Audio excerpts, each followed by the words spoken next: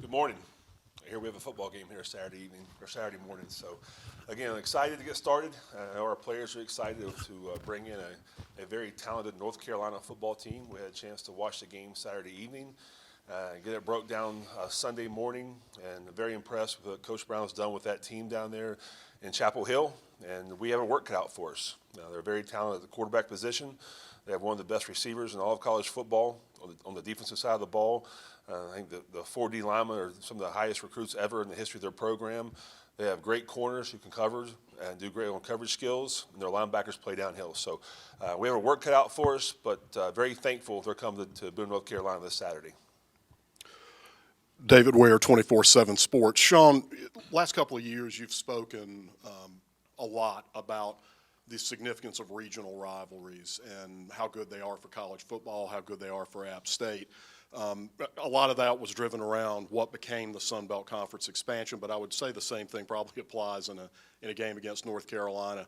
I don't know how difficult it is to do this, but can you kind of qualify the significance of this game, especially with North Carolina traveling to Boone? First of all, I want to thank Coach Brown and the administration at Chapel Hill for putting this deal together. It's a 2-for-1 deal. We're playing 2 in Chapel Hill, 1 in Boone. All 3 of those games will be sold out. I think that's really good for football. It's really good for our state. I think it's good for college athletics. And if you look at those games, I mean, this is a really big deal for our town or our county that, we're bringing 40,000 plus people into Boone, North Carolina on Saturday at noon. But again, very thankful for that. I just saw today in 2026 we're playing with East Carolina, Charlotte, and NC State. So that is huge. That's big for us. It's big for our athletic department. So very thankful, but it's a games we look forward to playing. Looking at the depth chart, which was released this morning, question on each side of the ball. Offensively, a lot of guys are back, especially on that offensive line, so you kind of know what those guys bring to the party. Save at center, where you've got redshirt freshman Troy Everett stepping into a really high-pressure situation because he's making the calls there. He's got to be able to command some veterans to his left and his right. You have more experienced options there. Clearly, he's earned that spot. Talk a little bit about what he's done and what you're looking for from him on Saturday. Well, we have 7 that will play on Saturday on the offensive line, but Troy Everett came in and he earned the position. But we have some different ways we can get other people in the game to play center. But again, he reminds me a lot of Noah Hannon that was here, probably a little bit bigger, a little bit faster than Noah, but a kid that wants to be a really good football player. And as you watch him kind of grow and mature from last spring to now, he's night and day. I think he's 285 pounds right now, and he has great command of that unit. And he is the quarterback of the offensive line for us. He makes our calls for us and gets us in the right blocking schemes. And very impressed with Troy and just how good he wants to be. And we're just now scratching the surface. I think he could be an all-conference player here in time and a possible All-American.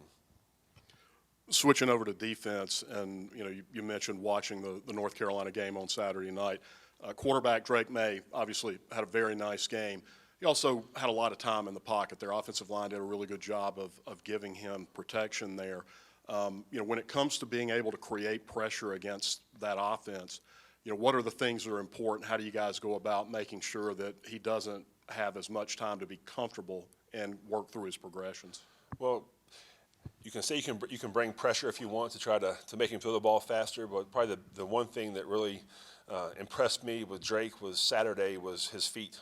I mean, he can run. He's a lot faster than I thought he would be, and he made some big time plays with his feet. I mean, he took one for a touchdown, and he was outrunning everybody. So, again, very impressed with Drake May, the way he played, the way he took command of the offense. I mean, they're going to throw the ball quick. They're going to run some RPOs, and again, they have one of the best receivers in all of college football. And that offensive line is very big. It's one of the biggest lines we'll see all year.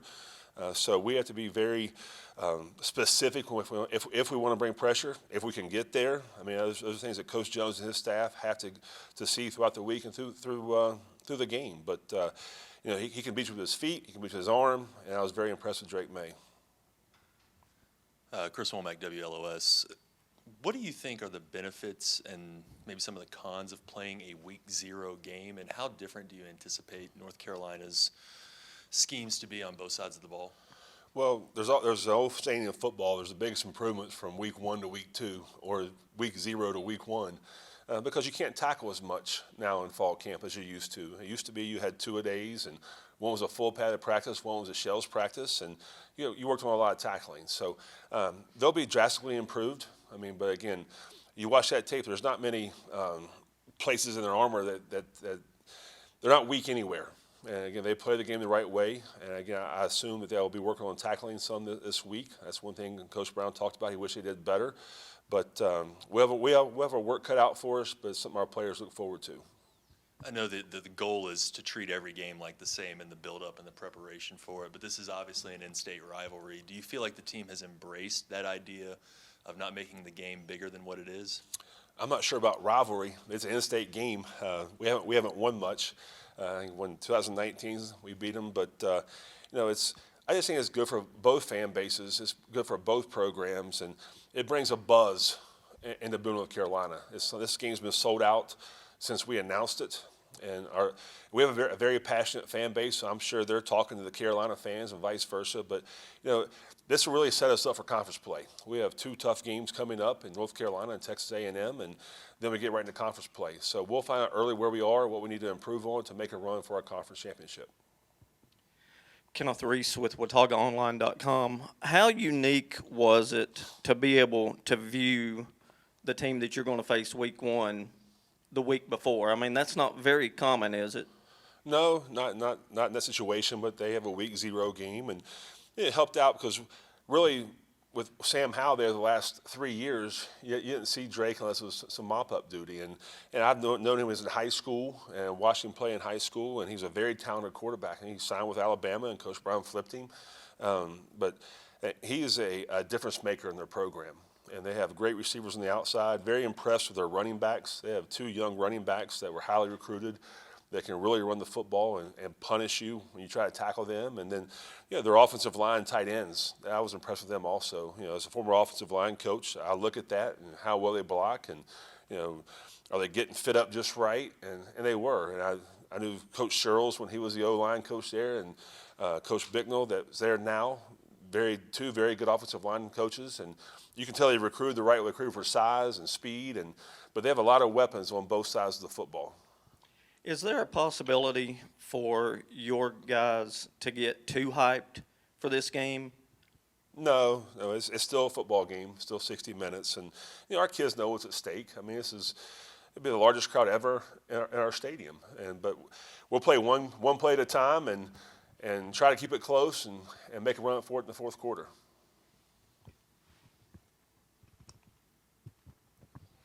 Brett Strelo, App State Sports. Maybe going back more years, obviously Coach Brown has App State ties, North Carolina high country ties, and even Coach Woods.